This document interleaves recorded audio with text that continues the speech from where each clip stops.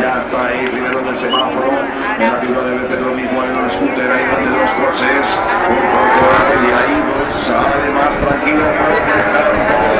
Primero ha salido Dani Pedrosa y ahora ya tenemos a Marc Márquez. Vamos arriba, Valencia.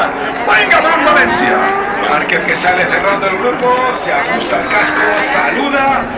Es ritual para concentrarse y en cuanto pase ahí delante de los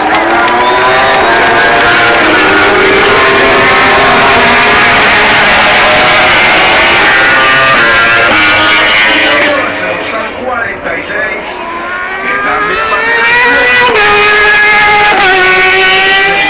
de carrera que han hecho en los libres 4. Cuando vamos camino de esa primera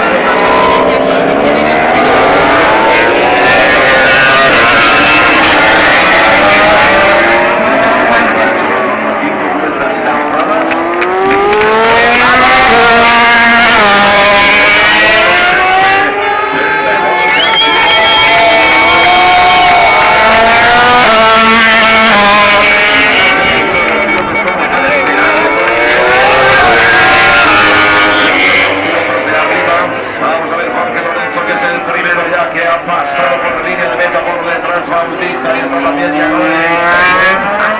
También está Malovicioso. Por lo tanto ya tenemos a 5 pilotos que han completado esa primera vuelta Nos falta Pedrosa, nos falta Smith, nos falta Valentino Rossi y nos falta Marc Márquez, que de momento pues ha salido el último. Tenemos ahí los primeros registros ya. Entrando vemos la Honda Dani Pedrosa.